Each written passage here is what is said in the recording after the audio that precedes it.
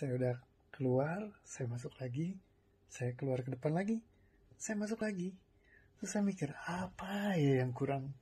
Ternyata saya belum bikin video ya. Hampir aja ketiduran. Bisa bolong nanti nih. Oke, thank you. So, malam ini mau ngebahas apa ya? Jadi hari ini lumayan banyak ngobrol ya, chit-chatting, dan memang banyak session yang saya lakukan pada hari ini ya. Dan pada dasarnya basically semuanya jadi terlihat polanya yang mirip-mirip saja.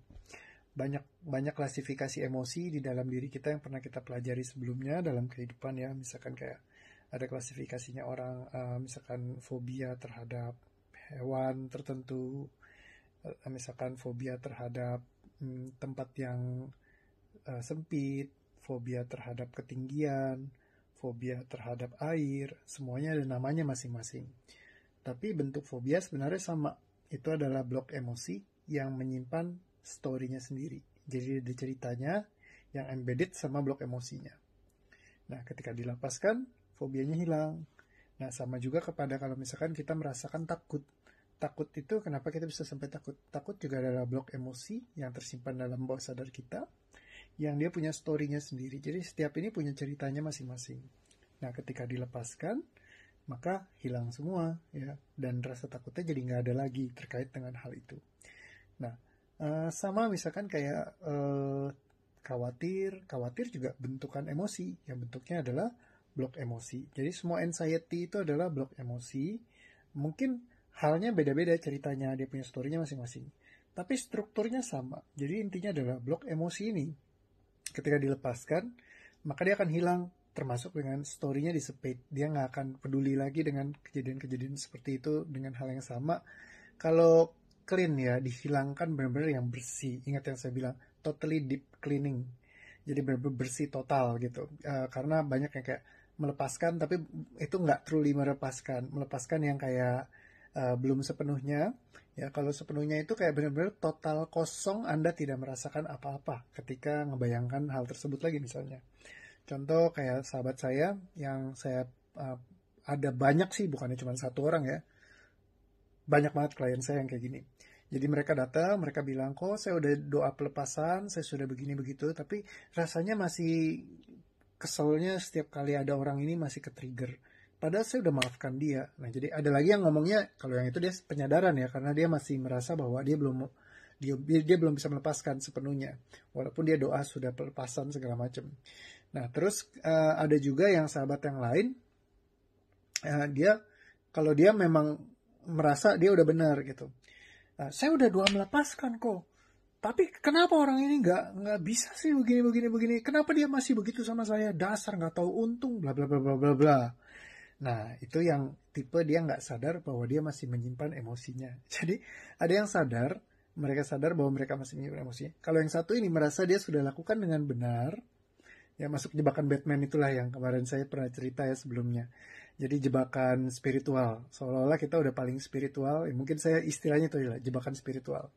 Jadi spiritualitas, kita seolah-olah udah spiritual, kita yang paling benar, kita sudah lakukan, orang lain yang salah. Nah, terkadang kita nggak sadar. Nah, hati-hati, jangan-jangan kita masuk jebakan spiritual ini.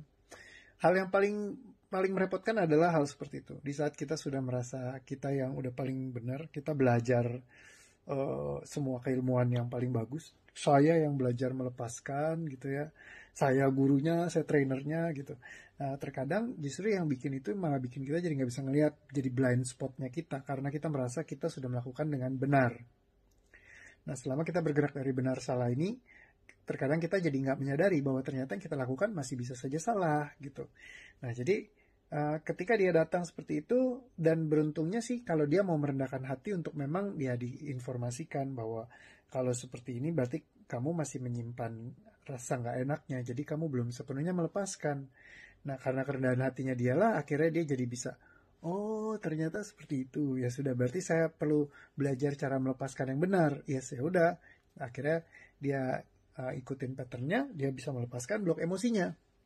Nah, dari dulu saya pikir emosi itu berbeda-beda. Ternyata cara penanganannya semua sama. Intinya adalah blok emosi, energinya menyimpan story atau ceritanya masing-masing, dan ketika dilepaskan ini, dia akan hilang, disepit, dan tidak menjadi penting lagi. Nah, jadi kita cukup memahami aja bagaimana cara melepaskan ini gitu ya. Karena blok emosi ini ya apa aja deh, misalnya anxiety problem ya, kemarin ada yang salah satu klien saya, dia panik terus, panik attack, ya udah dilepaskan, hilang semuanya, udah nggak panik lagi. Terus ada lagi yang case-nya stres ya, depresi, stres yang berlangsung dengan sekian lama sekali, dilepaskan hilang gitu ya. Ada juga yang dilepaskan nggak hilang-hilang. Kenapa? Karena dia nggak mau melepaskannya. Nah, ini yang paling repot kalau orang nggak mau melepaskan, karena yang memegang kunci adalah dia sendiri. Kalau dia mau datang ke saya bisa lepas. Kalau dia nggak mau, please tolong jangan datang sama saya, karena jadi kasihan, waktu kamu habis, waktu saya juga habis, karena saya mendingan ngelonin istri saya daripada ngurusin kamu, ibaratnya saya gituin, ya kan? Karena orangnya sendiri nggak mau ngelepasin. Dia merasa kalau jadi kalau yang dia ini sih case-nya memang lebih form of control. Dia menyimpan itu untuk supaya bisa, gue nih orang depresi loh, lu harus menghargai gue gitu. Nah, ada juga yang kayak gitu ya.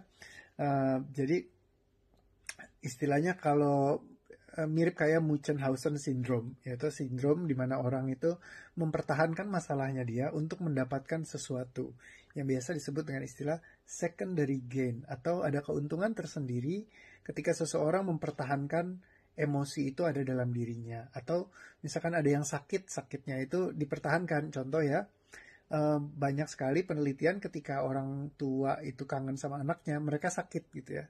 Anaknya datang, mereka sembuh lagi, terus anaknya pergi, mereka sakit lagi. Bukannya mereka yang secara pikiran dengan sadar membuat sakitnya, tapi sakit ini adalah kreasi emosi bawah sadarnya mereka. Mungkin saking mereka kangennya, ya, dan belief is a command to the nervous system, kalau kata L. Michael Hall. Jadi sesuatu yang kita percaya itu bisa mempengaruhi ke sistem tubuh kita. Nah, jadi sakitnya itu adalah kreasi dari pikiran bawah sadarnya dia sendiri, emosi bloknya ini yang punya story-nya, yang terkunci di situ. Nah, ketika dilepaskan, dia jadi bahagia sekali, jadi tenang sekali. Saya banyak bantu teman-teman saya juga yang mau melakukan meditasi gitu ya. Banyak meditasi dia yang jadi tidak berguna, tidak ada manfaatnya. Karena apa? Bolak-balik emosi yang dia simpan itu terbawa, dan dia bingung cara ngelepasinnya gimana. Nah, jadi sebenarnya sistemnya adalah ketika kita lepaskan, nah, habis itu dia baru meditasi. Wah, itu luar biasa banget. Awareness-nya meningkat sangat luar biasa dahsyat gitu. Nah, jadi kuncinya adalah emosi ini mempunyai ceritanya masing-masing, dan ceritanya ini akan terlepaskan, terurai seiring dengan kita lepaskan emosinya. Dan di saat itu tingkat mindfulness kita akan ke-expand ke level yang tidak pernah kita bisa raih sebelumnya. Karena kalau misalkan kita melatih mindfulness kita tapi kita masih menyimpan emosinya, bisa, tapi prosesnya akan sangat lama sekali. Daripada lama ya, dan istilahnya kita buang waktu sia-sia gitu ya, kita maksimalisasikan dengan cara kita lepaskan dulu blok emosi yang menahan kita. Setelah itu ketika kita meditasi, semuanya akan seru, menyenangkan, dan asik. Semuanya akan jadi lebih simpel, lebih nyaman. Jadi sebentar aja meditasinya, tapi ada banyak sekali hal yang bisa kita temukan, lebih mengenal lagi tentang diri kita. Kayak gitu. Jadi yang terpenting adalah dalam hidup kita perlu untuk memiliki kesadaran. Nah, being mindful, memiliki kesadaran penuh, hadir seutuhnya di saat ini, menyadari semua hal yang ada, gejolak-gejolak emosi atau apapun yang ada dalam diri kita, dan memiliki tools untuk melepaskan blok emosinya, bisa menciptakan lompatan luar biasa dalam hidup kita yang mungkin tidak pernah kita bayangkan sebelumnya. Karena selama masih ada hambatan, kita tidak bisa meraih impian kita dengan lebih mudah. Tapi kalau hambatannya dieliminasi, dilepaskan, segala hal jadi lebih mudah. Kalau yang orang bilang law of attraction, yes, kalau kita mau attract, limitasi kita eliminasi. Eliminasi limitasinya, maka semua yang kita inginkan itu kayak lebih mudah untuk bisa hadir dalam hidup kita. Kayak gitu. Oke, semoga ini bisa memberikan insight kepada teman-teman semua dan membantu untuk bisa lebih memahami tentang bagaimana cara kerja sebuah emosi ya, yang tersimpan dan punya ceritanya masing-masing. Oke, see you again di video berikutnya. Terima kasih sudah nonton, dan juga terima kasih untuk komen-komennya nih yang kemarin sudah nonton. You are awesome. Thank you. See you again. Bye-bye.